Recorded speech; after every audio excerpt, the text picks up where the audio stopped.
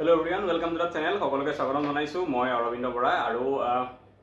ADRE G pattern কালি কলে APS-C আৰহিত হ'ব বুলি চিফ মিনিষ্টাৰে আমি সেই বিষয়ে কথা পাতিম বহুত বেছি বেলেগ কথা নাপাতো ঠিক আছে আমি এতিয়া কি কৰিব লাগিব যেহেতু কলে অলৰেডি ঘোষণা কৰিলে তেওঁ কেনেকৈ পৰীক্ষা হ'ব প্ৰি মেইনছ ইন্টাৰভিউ এডিআৰই কাৰণে হ'ব বুলি কলে অলদো সাব ইন্সপেক্টৰ বা পুলিচৰ কাৰণে বেলেগ তেনেকুৱা একো চেঞ্জ হোৱা নাই এডিআৰই কাৰণে হৈছে তো সেইখিনি কথা পাতিম মই এতিয়া আমি কি কৰিব লাগিব ইয়াৰ পাছত কি কৰা উচিত বা মেইনছ যদি হয় কেনেকুৱা ধৰণে হ'ব মেইনছ তাৰপিছত ইন্টাৰভিউ কেনেকৈ হ'ব সিলেকশন কি হ'ব গোটেইখিনি কথা পাতিম ঠিক আছে জাস্ট আগতে 5 মিনিট সময় লৈ পেলাই মই 5টা পইণ্ট কৈ দিছো কালি চিফ মিনিষ্টাৰে কি কথা কৈছিল একচুয়ালি কাৰণ বহুতে মিস ইন্টাৰপ্ৰিট কৰিছে কথাটো যেনেকৈ এপিএসসি পৰীক্ষা পাতিব বুলি বহুতে কৈ আছে কিন্তু এপিএসসি পৰীক্ষা পাতিব বুলি চিফ মিনিষ্টাৰে নাই কোৱা সেইটো কথা ঠিক আছে তো এবাৰ মই কৈ দিও যে কালি চিফ মিনিষ্টাৰে কি কৈছিলে 5টা পইণ্ট মই কৈ আছো ঠিক আছে প্ৰথম কৈছে তেওঁ যে গ্ৰেড 3 পৰীক্ষা 15 22 আৰু 29 সেপ্টেম্বৰত হ'ব মানে higher secondary level graduate level আৰু ড্ৰাইভাৰ এই তিনটা দেন গ্ৰেড 4 কেতিয়া হ'ব 20 আৰু 27 অক্টোবৰ তাৰিখে গ্ৰেড 4 পৰীক্ষা হ'ব ওকে আৰু এই যিকেটা পৰীক্ষা হ'ব এইকেটা প্ৰিলিমছ পৰীক্ষা কেটা কথা কৈছে ঠিক আছে প্ৰিলিমিনাৰী পৰীক্ষা কেটা কথা কৈছে যেটো তেওঁ নতুনকৈ যে ক'লে প্ৰিলিমছ মেইনছ আৰু ইন্টাৰভিউ হ'ব তাৰে প্ৰিলিমছৰ পৰীক্ষাৰ ডেট এইকেটা মেইনছৰ পৰীক্ষা ডেট পিছত দিব ইন্টাৰভিউ ডেট পিছত বিলাক ঠিক আছে আৰু কৈছে যে এপিএসসি আৰহিত পাতিম বুলি এপিএসসি পাতিব বুলি নাই কোৱা পৰীক্ষা এসএলআৰসি পাতিব ওকে এপিএসসি পাতিম বুলি কোৱা নাই কৈছে এপিএসসি আৰহিত পাতিম বুলি ঠিক আছে দুটাই গ্ৰেড 3 গ্ৰেড 4 দুটাৰ কাৰণে এনেকে প্ৰিলিমছ মেইনছ আৰু ইন্টাৰভিউ থাকিব প্ৰথম কথা তেওঁ কেটো কৈছিলে দুই নম্বৰ টেটৰ কথা কৈছিলে তেওঁ যে এলপি টেটৰ কাৰণে যিখিনি ৰিক্ৰুটমেন্ট হ'ব সোনকালে হ'ব কিন্তু হায়াৰ স্কুল আৰু হায়াৰ সেকেন্ডাৰী টেটৰ কাৰণে অকমান টাইম লাগিব ওকে 3 নম্বৰ পইণ্টটো পুলিচক লৈ পেলাই কৈছিলে তেওঁ যে 6434টা পোষ্ট পুলিচত আছে কনষ্টেবল আৰু এইবিলাক সব মিলাই পেলাই এসআই ঠিক আছে তাতে ফিজিক্যাল টেষ্ট 3 অক্টোবৰৰ পৰা আৰম্ভ হ'ব আৰু ফিজিক্যাল টেষ্ট প্ৰথমে কাৰ হয় কনষ্টেবলৰ ফিজিক্যাল টেষ্ট হয় গতিকে কনষ্টেবলৰ ফিজিক্যাল টেষ্ট অফ ৰিটেন হয় গতিকে মই ভাবিছো তেওঁ কোৱা কথাখিনিৰ পৰা যে কনষ্টেবলৰ ফিজিক্যাল টেষ্ট 3 অক্টোবৰৰ সেইখিনি সময়ৰ পৰা আৰম্ভ হ'ব তাৰ পিছত কনষ্টেবলৰ ৰিটেন হ'ব আৰু কনষ্টেবলৰ ৰিটেনৰ লগতে এসআইৰ ৰিটেন হ'ব আৰু তাৰ পিছত এসআইৰ যেটো মানে ৰিটেন এক্সামটো হ'ব ওকে মোৰ মতে পুলিচৰ হেতু হ'ব পাৰে ঠিক আছে আৰু গুটে প্ৰসেসটো তেওঁ কৈছে এটো ফাইনান্সিয়াল ইয়াৰ ভিতৰতে শেষ কৰিব বুলি কৈছে পুলিচৰ মানে মাৰ্চ 31 মাৰ্চ 2024 ৰ আগত পুলিচৰ গুটেখিনি শেষ কৰিব আৰু শেষ কৰিব কিয় কাৰণ তাৰ পিছত আকৌ এটা নতুন ৰিক্ৰুটমেন্ট পুলিচৰ কাৰণে ওলাব এইটো কথা বহুতে গুৰুত্ব দিয়া নাই তেওঁ হেতু কথাও কৈছে যে আমি 31 মাৰ্চ 2024 ৰ আগত পুলিচৰ ৰিক্ৰুটমেন্ট শেষ কৰি কেৱল পুলিচৰ নহয় এডিআৰই হ'ব মই হেতু কথা কম গুটেখিনি শেষ কৰি পেলাই তেওঁ কৈছে যে কি আমি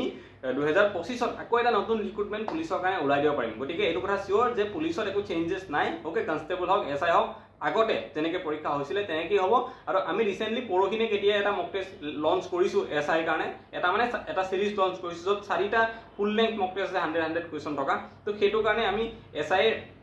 যিখিনি ক্যান্ডিডেট আছে এতিয়াও মই আকৌ কৈছো এবাৰ আপোনালোকে মক টেষ্টৰ ডিটেইলছ খিনি ইয়াতে দিয়া আছে আপোনালোকে এবাৰ মক টেষ্ট কেটা দি চাব ঠিক আছে ইয়াতে মক টেষ্টৰ ডিটেইলছ দিয়া আছে পেমেন্ট কেনেকৈ কৰিব লাগে স্ক্যানাৰ দিয়া আছে পেমেন্ট কৰি পেলাই স্ক্ৰিনশ্বট পঠাব পাৰে এইটো নম্বৰ তলত আপোনালোকে মক টেষ্ট কেটা পাই যাব দি চাওক মক টেষ্ট খিনি তেতিয়া আপোনালোকৰ প্ৰিপাৰেচন লেভেলটো কেনেকুৱা হৈছে গম পাব পৰীক্ষা এতিয়া বহুত দিন আৰু আপোনালোকৰ কাৰণে নাই ঠিক আছে তো এসআই একো টেনচন নাই আমি যেনেকুৱা মক টেষ্ট বনাইছো এনেকুৱা নিচিনাই পৰীক্ষা হ'ব এনেকুৱাই কোৱেশ্চন আহিব এই সেবাৰ মডেল পেপাৰ আমি এনেকৈ বনাইছো ঠিক আছে তো এটো 3 নম্বৰ কথা আছিল মই এডিআৰই কথা কলো টেটৰ কথা কলো এসআই কথা কলো 4 নম্বৰ পইণ্ট হৈছে টোটাল পইণ্ট পোষ্ট তেওঁ কৈছে 35000 মান আছে ঠিক আছে এডিআৰই টেট এটো সব মিলাই 35000 পোষ্ট টোটাল হ'ব এটো 4 নম্বৰ কথা তেওঁ কৈছে 5 নম্বৰ কথা কৈছে যেটো সবতছে বেছি ইম্পৰ্টেন্ট যে এই গোটেই যিবিলাক প্ৰসেস গোটেই প্ৰসেস মানে কি এডিআৰই গ্ৰেড 3 গ্ৰেড 4 পুলিচৰ গোটেইখিনি পৰীক্ষা আৰু টেটৰ যেটো এলপি টিচাৰ ৰিক্ৰুটমেন্ট এইখিনি এই গোটেইখিনি 2025 চনৰ 15 এপ্ৰিলৰ আগত কমপ্লিট হ'ব তেওঁ কৈছে যে বিচাৰিছে 2025 চনৰ 31 মাৰ্চৰ আগতে এই বিত্তীয় যেটো বৰ্ষ আছে ফাইনান্সিয়াল ইয়াৰ আছে তাৰ ভিতৰতে শেষ কৰিম বুলি কৈছে কিন্তু যদিও দেৰিও হয় 5 দিন 10 দিন কিন্তু বহাগ বিহুৰ আগত শেষ কৰিম বুলি কৈছে বহাগ বিহু কেতিয়া হয় 13 14 15 এপ্ৰিল এনেকুৱা সময়তে হয় তাৰ মানে তাৰ আগত গোটেই প্ৰসেস এই এডিআৰই যে প্ৰিলিমছ মেইনছ ইন্টাৰভিউ হ'ব এই গোটেই বিলাকো আনকি গোটেইখিনি 25 চনৰ 15 এপ্ৰিলৰ আগতে কমপ্লিট কৰিম বুলি কৈছে এইটো এটা বহুত ডাঙৰ কথা ঠিক আছে তেওঁ যিমানখিনি কথা ক'লে তাৰ পৰা এই পেটাৰ্ণ চেঞ্জটো এটা ডাঙৰ কথা আৰু 25 15 এপ্ৰিলৰ আগত যে গোটেইখিনি কমপ্লিট কৰিম কৈছে এইটো এটা ডাঙৰ কথা আৰু এটা ডাঙৰ কথা কি যে ইয়াৰ পিছতে পুলিচৰ কাৰণে আকৌ এটা ৰিক্ৰুটমেন্ট ওলাই দিব বুলি কৈছে ঠিক আছে এই তিনটা বহুত ডাঙৰ পইণ্ট তেওঁ কৈছিলে তো এইখিনি আছিল তেওঁ কা পইণ্টখিনি এতিয়া আমি আহোঁ মূল কথালে আমি এতিয়া আজি যেটো কথা পাতিবলৈ আইছো প্ৰথম কথা কালি যেটো প্ৰসেসৰ কথা আহিলে কেটো বহুতৰ নিশ্চয় ঠিক লগা নাই কাৰণ ক'লে এপিএসসিৰ আৰহিত এতিয়া তেওঁ প্ৰিলিমছ মেইনছ ইন্টাৰভিউ হ'ব বুলি যে কৈছে এতিয়া আমি প্ৰিলিমছ মেইনছ ইন্টাৰভিউটো বহুতে বেলেগকে কওঁ যেনেকৈ আমি ৰেলৱেৰ ক্ষেত্ৰত যদি হয় CBT 1 CBT 2 এনেকৈ কওঁ মানে তাৰপিছত স্কিল টেষ্ট থাকে আমাৰ টাইপিং টেষ্ট থাকে তাৰপিছত আমি যেতিয়া এসএসসিত কওঁ কি বুলি কওঁ SSC tier 1 tier 2 okay then আমাৰ স্কিল টেষ্ট থাকে টাইপিং টেষ্ট থাকে তেনেকৈ কওঁ তাতেও তিনিটা ফেজত পৰীক্ষা হয় কিন্তু চিফ মিনিষ্টাৰে যে ক'লে যে এপিএসসিৰ আৰহিত সেইটো কাৰণে আমাৰ লাগিল কি যে ইয়াতে যেটো মেইনছ হ'ব সেইটো হয়তো এসএসসি যেনেকে টায়াৰ 2 টু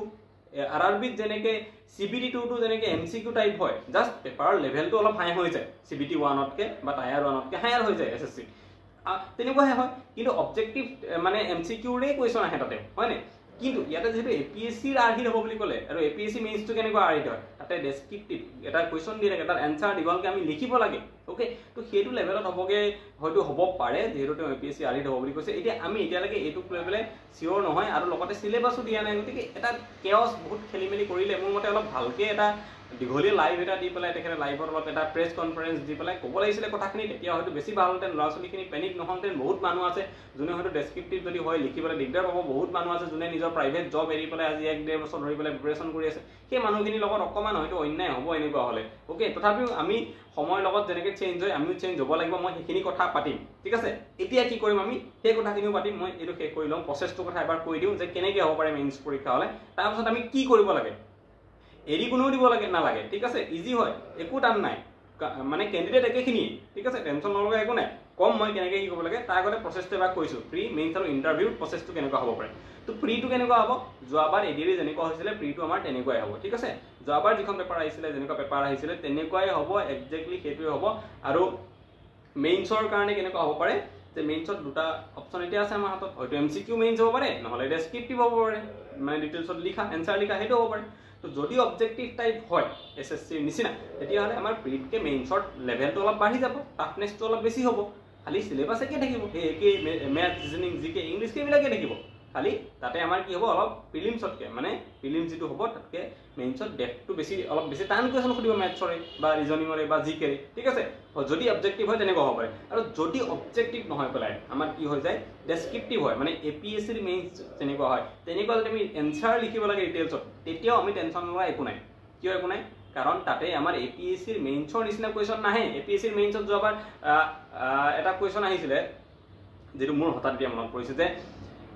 বুদ্ধিজিমৰ যেটো ফিলসফি আছে তাক লৈ পেলাই তুমি বৰ্তমান সময়ত এনভায়ৰনমেন্টাল ডিগ্ৰেডেশন যেটো হৈ আছে ক্লাইমেট চেঞ্জ হৈ যেটো আছে তাক কেনেকৈ ৰখাবা এনভায়ৰনমেন্টাল ডিগ্ৰেডেশনটো পৰিৱেশ বিনষ্ট হোৱাটো কেনেকৈ ৰখাবা তো তেনেকুৱা ধৰণৰ লেভেলত কোৱেশ্চন আহিছিলে তেতিয়া আমি লিখিব লগা হৈছিলে বুদ্ধৰ লাইফৰ কথা গোটেই এনলাইনমেন্ট কেনেকৈ হ'ল তেওঁ কি জ্ঞান দিছিলে তেওঁ অষ্টাংগিক মাৰ্ক কি হয় অষ্টাংগিক মাৰ্কৰ এটা ইম্পৰ্টেন্ট মাৰ্ক আছে মাধ্যমিক মাৰ্ক বুলি সেইবিলাক কি হয় আমি সেইবোৰ লিখিছিলো তেতিয়া 15 মাৰ্কছ এনসাৰ ঠিক আছে কিন্তু এপিএসসি আৰহিত হ'ব বুলি কোৱা মানে এইটো নহয় যে এই ধৰণৰ কোৱেশ্চন আহিব এনেকুৱা কোৱেশ্চন নাহে ঠিক আছে গ্ৰেড 3 লেভেলত যদি ডেসক্ৰিপটিভ হয়ও কোৱেশ্চন আহিলেও সেইবিলাকে আহিব কালি মই কৈছিলো যে সিপাহী বিধৰ দুটা কাৰণ লিখা ঠিক আছে আমাৰ পলিটিক্সত ৰাজনীতিত বিৰোধীৰ ভূমিকা কি অপজিশনৰ কি ভূমিকা তাৰে তিনটা ভূমিকা লিখা ঠিক আছে সংসদীয় গণতন্ত্ৰৰ কি বৈশিষ্ট্য পলিটি এনেকুৱা কোৱেশ্চন আহিব ইজি যিবিলাক আমি স্কুল লেভেলত পঢ়ি আছো ওকে তো তাতকে বেলেগ কিবা নাহে টেনচন ল'ব লগা একো নাই তো মই কলো প্ৰিলিমছ হলে যোৱাবাৰ নিচিনা যেটো হৈছে প্ৰিলিমছটো হেনেকুৱাই হ'ব এক্স্যাক্টলি যোৱাবাৰ যিখন পেপাৰ ঠিক আছে আৰু মেইনছ হলে এই দুটা ফৰ্মেটত হ'ব পাৰে কোনটো হ'ব আমি এটা নাজানো আমি দুটা কাৰণে এৰি থাকিম ঠিক আছে দেন ইন্টাৰভিউ মোৰ লাগিছে ইন্টাৰভিউ যেটো প্ৰসেছ হ'ব সেইটো গ্ৰেড 3 কাৰণে স্কিল টেষ্টে হ'ব যোৱাবাৰ নিচিনা আৰু গ্ৰেড 4 ৰ কাৰণে যোৱাবাৰ নিচিনা ইন্টাৰভিউ প্ৰসেছটা তেওঁলোকে হয়তো কৰিব তেনেকে হ'ব পাৰে গুটেখিনি বস্তু ঠিক আছে এতিয়া এইখিনি হল প্ৰসেছটো কেনেকুৱা হ'ব পাৰে মই এটা আইডিয়া দিলো এতিয়া মই আহো যে আমি এটা কি কৰিম ঠিক আছে পঢ়া বাদ দি দিওঁ নে কান্দি থাকিম টেনচন লৈ থাকিম এসপ্তাহ এৰি দিম পঢ়া শুনা সব এইটো টেনচনতে এতিয়া এনেকুৱা হ'ব বুলি আমি এটা কৰিম কি প্ৰথম কথা কোনো পেনিক হ'ব নালাগে ঠিক আছে যিমান পেনিক হ'ব সিমান সময় নষ্ট ঠিক আছে যিখিনি ল'ৰা ছোৱালী ইমোশনেলি ইন্টেলিজেন্ট হয় বুজি পায় যে এইটো একো নাই অকল মোৰ কাৰণে হোৱা নাই এইটো সবৰে কাৰণে হৈছে এইটো বস্তু এনেকুৱা নহয় যে সবে আগতে গম পায় মই দেৰিকে গম পালো আৰে সবে একে প্ৰিপাৰেচন কৰি আছে একেলগে গম পাইছে আপুনি যেনেকুৱা পেনিক আপুনি যেনেকৈ ভয় খাইছে বাকি কিটাই একো বহুত ভাল লগা নাই ইহঁতৰ বহুত মানে টেনশন ফ্ৰী হৈ আছে এটা কমেন্ট হলো আজি মই পালো যে কি দিগদাৰ আছে এনেকুৱা হলে ভালে হৈছে বুলি তো ভালে হৈছে বুলি কোৱা হি ফেল কৰিব লাষ্টত গৈ পেলাই মই জানো এইটো কথা এইবিলাক অভাৰ কনফিডেন্স বহুত পাইছো ষ্টুডেন্ট মই এনেকুৱা ঠিক আছে টেনশন ল'ব লগা নাই টেনশন সবৰে হৈ আছে ইয়াতে আখিয়ে বাঢ়ি যাব যোনে টেনশনটো আঁতৰ কৰি ধুনীয়াকৈ পঢ়ি আগবাঢ়ি যাব ঠিক আছে বহুতেই টেনশনতে এসপ্তাহ নপঢ়িব ঠিক আছে আধা ল'ৰা ছোৱালী এতিয়া এনেকুৱা হ'ব এসপ্তাহ টেনশনত বহি যাব বাকি বহুত এনেকুৱা থাকিব যে এইকেইদিনতে নিজে পঢ়ি পেলাই বেছি আগবাঢ়ি যাব বেলেগতকৈ তো সেই ডিফাৰেন্সটো ক্ৰিয়েট হৈ যায় এক্সামত গৈ পেলাই ঠিক আছে এইটো এটা ভাল আমাৰ কাৰণে লাইফ লেছনেই হয় যে কেনেকৈ আমি এনেকুৱা এটা সিচুৱেশ্যন আহিলে হেণ্ডেল কৰিব লাগে নিজকে ইমান প্ৰেছাৰৰ মাজতো কেনেকৈ নিজৰ পঢ়াটো বজাই ৰাখিম সেইটো এটা ইম্পৰ্টেণ্ট কথা ঠিক আছে কি কৰিম আমি এটা কি কৰিম মই ক'লো পঢ়া বাদ দিয়া কিবা কোনেও কৰিব নালাগে কোনেও অকণো মানে লো ফিল কৰিব নালাগে একেধৰণে আমি পঢ়ি যাম এতিয়াও ঠিক আছে প্ৰথম কথা হ'ল আমি পঢ়াতে কন্টিনিউ কৰি যাম এতিয়া যেনেকৈ কৰি আছো ঠিক আছে কিয় বিকজ এতিয়া আমাৰ কি হ'ব প্ৰিলিমছ যিটো হ'ব ন সেইটো এটা ক্ৰুচিয়েল ষ্টেজ হ'ব কিয় কাৰণ যদি আমাৰ 7,500 পোষ্ট আছে আৰু মেইনছৰলৈকে যদি আমাৰ 1:5 ৰেচিঅ'ত লয় সিলেকশ্যন ঠিক আছে বোলে এটা পোষ্টৰ এগেইনষ্টত 5জনকে মানুহ যদি মেইনছলৈ তেওঁলোকে সিলেক্ট কৰে তেতিয়াহ'লে 40,000 মান মানুহ মেইনছলৈ যাব ঠিক আছে গতিকে মেইনছত কম্পিটিশ্যনটো কম হ'ব আমাৰ ইমান নহয় 40,000 মাজত আমি কম্পিটিশ্যন কৰিব লাগিব কিন্তু আচল কম্পিটিশ্যন যিটো আছে গোটেইটো প্ৰিলিমছত হ'ব মানে ঘূৰিব কি যোৱাবাৰ যিটো আছিলে মেইন কাহিনী সেইটোৱে হ'ল যোৱাবাৰৰ তাতে গোটেই কম্পিটিশ্যনটো হৈছিলে এটাই পৰীক্ষা আছিলে এইবাৰো প্ৰিলিমছতে হ'ব কাৰণ মই ধৰি ল'লোঁ 20 লাখৰ যদি 15 লাখেও গ্ৰেড 3 এপ্লাই কৰিছে তেতিয়াহ'লে সেই 15 লাখ যি গ্ৰেড 3 দিব তেওঁলোকে কিমানৰ কাৰণে যুদ্ধখন হ'ব 40,000 সিলেকশ্যনৰ কাৰণে যদি 5টাকে সিলেকশ্যন লয় এটা পোষ্টৰ এগেইনষ্টত যদি 10টাকে লয় তেতিয়াহ'লে আমাৰ 75,000 75,000 মেইনছ দিবলৈ পাব কাৰণ 7,500 পোষ্ট আছে ঠিক আছে তো সেই যদি 5টা মানুহকে লৈ 40,000 পোষ্টৰ কাৰণে যুদ্ধখন হ'ব আৰু মানুহ গ্ৰেড 3 কাৰণে এপ্লাই কৰিছে কিমান 15 লাখ মানে কৰিছে তো গোটেই 14.5 লাখ মানুহ দেখোন ৰিজেক্ট হৈ যাব তাতে তো আপুনি সেইটো কাৰণে ৰেডি হওক ঠিক আছে প্ৰিলিমছটোৰ কাৰণে মেইনছটোতো কম্পিটিশ্যন বহুত বেছি এনেও নহ'বগৈ ঠিক আছে আৰু মেইনছটো চবৰে কাৰণে সেই এতিয়াই গম পাইছে প্ৰিলিমছটো চবেই আগৰ পৰা গম পায় নিজৰ ষ্ট্ৰেটেজি কোনোবাই হয়তো 2 বছৰ আগৰ পৰা প্ৰিপাৰেশ্যন কৰিছে আপুনি হয়তো 2 মাহ আগতেহে কৰিছে ওকে গতিকে কাহিনীটো প্ৰিলিমছত মেইনছত চবেই একে সময় পাব একে কাহিনী হ'ব চবৰে গতিকে মোৰ মতে মেইনছ একোটা নহয় আৰু মই আছোঁ মেইনছৰ কাৰণে কৰি দিম এনাফ কাম ঠিক আছে প্ৰিলিমছটো ইম্পৰ্টেণ্ট এগেইন এইখিনিতে মই কৈ দিছোঁ প্ৰিলিমছটো যেহেতু ক্ৰুচিয়েল এতিয়া গম পালোঁ আমি বিশেষকৈ এই কথাটো কোৱাৰ পিছত প্ৰিলিমছটো আমাৰ কাৰণে আৰু বেছি এটা ক্ৰুচিয়েল ষ্টেজ হৈ গ'ল কাৰণ প্ৰিলিমছ পাছ কৰিলে আমি মেইনছত বহুত বেছি টান নাপাওঁগৈ তো আপোনালোকে যদি প্ৰিলিমছৰ কাৰণে যিটো ভালকৈ প্ৰিপাৰেশ্যন কৰিব পাৰে প্ৰিলিমছ মানে কি আৰু যোৱাবাৰ যিটো এডিআৰই হৈছিলে সেইটোকে আমি এতিয়া প্ৰিলিমছ বুলি কৈছোঁ ঠিক আছে গতিকে আমাৰ যিটো মক টেষ্ট আছে এডিআৰইৰ কাৰণে আমি যি মক টেষ্ট বনাইছিলোঁ সেইকেইটাক আমি এতিয়া এডিআৰই মক টেষ্ট বুলি কোৱাতকৈ আমি এডিআৰই প্ৰিলিমছৰ মক টেষ্ট বুলি কোৱা বেছি বেটাৰ হ'ব গতিকে মক টেষ্টকেইটা আপোনালোকে যদি কোনোবাই দিয়া নাই দি চাব পাৰে ঠিক আছে ইয়াতে ডিটেইলছখিনি দিয়া আছে মক টেষ্টৰ ওকে দি চাব পাৰে আপোনালোকে স্কেনাৰো দিয়া আছে পে'মেণ্ট কৰি তলত যিটো নাম্বাৰ আছে তাত যদি পঠাই দিয়ে স্ক্ৰীনশ্বটটো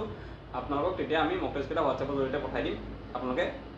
লৈ পেলাই দি চাব পাৰে কিমান লেভেলৰ আছে সময় বহুত নাই 2 মাহ আছে এই 2 মাহত আপোনালোকে নিজকে ইম্প্ৰুভ কৰিব লাগিব ঠিক আছে আৰু লগতে কি কওঁ মই যে এতিয়াৰ পৰা আমি কেনেকৈ প্ৰচিড কৰিম কি কৰিম পঢ়া শুনাটো প্ৰিলিমছ যোৱাবাৰ আমি যিটো পঢ়ি আছিলোঁ এতিয়ালৈকে যেনেকৈ পঢ়ি আছিলোঁ আমি এডিআৰই এটাই পৰীক্ষা হ'ব জিকে মেথছ ৰিজনিং ইংলিছ থাকিব সেইটো কাৰণে আমি যেনেকৈ পঢ়িম বুলি ভাবি আছিলোঁ বা যেনেকৈ আমি পঢ়ি আছিলোঁ এতিয়ালৈকে আমি তেনেকৈ পঢ়ি থাকিম একো কৰিব নালাগে ঠিক আছে খালি যিমান পাৰে ৰিভিজন দিয়া ষ্টাৰ্ট কৰক আৰু যিমান পাৰে ডেফটলে সোমাক ভালকৈ পঢ়ক যাতে প্ৰিলিমছটো পাছ কৰি যায় ঠিক আছে তো পঢ়াৰ কথা মই কি ক'লোঁ একো চেঞ্জ কৰিব নালাগে এতিয়ালৈকে যি পঢ়ি আছে চবেই সেয়াই পঢ়ি থাকক কিন্তু জিকে যেতিয়া পঢ়িব বাকী ইংলিছ ৰিজনিং মেথছ অ'কে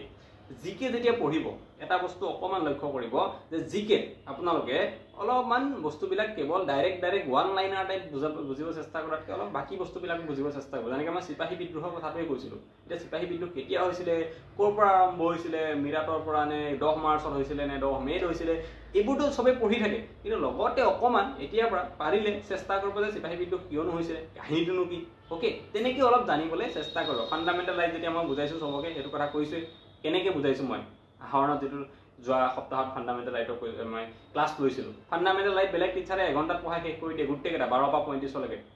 মই 12 পৰা আৰ্টিকেল কিমান পালোগৈ 22 পালোগৈ মাত্ৰ হয়নে 1 ঘণ্টা 40 মিনিটত কিয় বিকজ মই এনেকৈ পঢ়াইছিলোঁ যাতে এটা এনচাৰ লিখিব পাৰে পৰীক্ষা যদি আহে ডিটেইলছত কোনোবাই আপুনি কোনোবাই যদি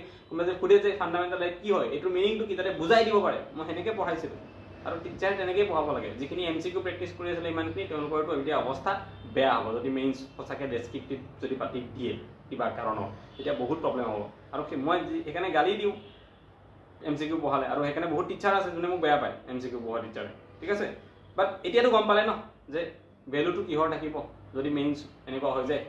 MCQ যিকেইটাই পঢ়ি আছে টোটেলি প্ৰথমতে আউট হৈ যাব MCQখিনি ঠিক আছে তো সেইবিলাক কথা আপোনালোকে যিখিনি পঢ়ি আছে যেনেকৈ পঢ়ি আছে মেথছ ইংলিছ ৰিজনিং আৰু জিকে যি পঢ়ি আছে পঢ়ি থাকক গোটেইখিনি এতিয়া প্ৰিলিমছৰ কাৰণে কিন্তু জিকে যেতিয়া পঢ়িব মনত ৰাখিব অকণমান 2-এটা কথা ডেফটত জানিবলৈ চেষ্টা কৰিব কাহিনীটো কি যাতে যদি ডেছক্ৰিপটিভ কিবা লিখিব দিয়ে তেতিয়াও যাতে আমি লিখিব পাৰোঁ ঠিক আছে তেনেকৈ কৰি যাব বেলেগ একো নাই অ'কে বাকী প্ৰিলিমছটো হ'বলৈ দিয়ক পৰীক্ষাটো হ'বই যিটো আমাৰ ডেট কোৱা আছে সেই হিচাপত আমাৰ প্ৰিলিমছ হৈ যাব ঠিক আছে আৰু প্ৰিলিমছ হোৱাৰ পিছত নিশ্চয় মেইনছৰ কাৰণে কিবা নহয় কিবা এখন চিলেবাছটো দিব ঠিক আছে একেবাৰেতো নিদিয়াকৈ নাথাকে কিবাটো এখন চিলেবাছ দিব আৰু আমি সেই চিলেবাছখনৰ ওপৰত ডিপেণ্ড কৰিলে তেতিয়া আমি ভালদৰে প্ৰিপেৰেশ্যন কৰিম ঠিক আছে মই তেতিয়া ক্লাছ কৰিম ঠিক আছে প্ৰিলিমছটো গৈ লওক এতিয়া প্ৰিলিমছৰ কাৰণে পঢ়ি থাকক তাৰপিছত মই এক্সট্ৰা ক্লাছ ল'ম কেনেকুৱা হ'ব পাৰে এক্সাম কি হ'ব পাৰে কেনেকুৱা কুৱেশ্যন আহিব পাৰে ঠিক আছে মেইনছত কি ধৰণৰ কুৱেশ্যন আহিব পাৰে তাৰ কাৰণে মক টেষ্টটো আমি বেলেগকৈ বনাম প্ৰিপেয়াৰ কৰিম আপোনালোকক মক টেষ্টটো প্ৰেক্টিছ কৰাম তাৰ আগত মই শিকাই দিম ক্লাছ লৈ পেলাই যে কেনেকৈ এনচাৰ লিখিব লাগে কি কৰিব লাগে APSCটো দিছিল হৈ যোৱাবাৰ হয়নে এনচাৰ ৰাইটিং কৰিছিলোঁ তো অলপ মানৰ কাৰণে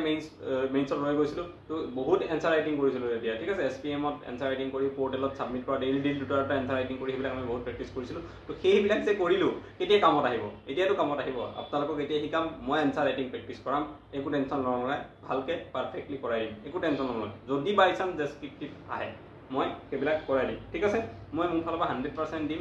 যিমান পাৰোঁ যি কৰিব লাগে আপোনালোকে ক'লেই হ'ল এতিয়ালৈকে যেনেকৈ কৰি আছোঁ চব কৰিম বিশেষকৈ এই মেইনছটোৰ কাৰণে যদি তেনেকুৱা কিবা কাৰণ থাকে মই সকলো কৰিম ঠিক আছে খালি এটাই কথা কোনেও ল' ফিল কৰিব নালাগে টেনশ্যন ল'ব নালাগে যে কি হ'ব বুলি এতিয়া ঠিক আছে সেই পেনিকটো চবেই বাদ দিয়ক আৰু কোনেও প্ৰিপেৰেশ্যন বাদ দিম বুলি ভাবিব নালাগে মই কৈছোঁ মই আগুৱাই লৈ যাওঁ আপোনালোকক যি হ'লেও মেইনছৰ কাৰণে যদি তেনেকুৱা মেইনছ কিবা হয় মই আগুৱাই লৈ যাওঁ ঠিক আছে মই নিজে দায়িত্ব লৈ পেলাই ইমানখিনি মই কৰিম এনচাৰ ৰাইটিং কি কেনেকুৱা কি হ'ব পাৰে মই শিকাই দিম আৰু ক'লো বহুত টান নাই আহিলেও ডেছক্ৰিপটিভ হ'লেও বহুত কিবা নহয় এই স্কুলৰ মেট্ৰিক লেভেলৰ 9-10 লেভেলৰ তেনেকুৱা কুৱেশ্যন আনচাৰ লিখিব লাগিব তাতকৈ বেছি একো নহয় অ'কে চ' এনেকুৱা কথা আৰু এটা বহুত কুৱেশ্যন পাইছিলোঁ যে APSC এছপাইৰেণ্টখিনিৰ কাৰণে ভাল হৈ গ'ল যোনে APSCৰ কাৰণে পঢ়ি আছে যোৱা 2-3 বছৰৰ পৰা তাহাঁতৰ কাৰণে এতিয়া ইজি হৈ যাব আমিতো নতুনকৈ পাম কথা হ'ল কি যোৱাবাৰ বহুত মানুহ আছে APSC যোনে ইণ্টাৰভিউ দি আহিছে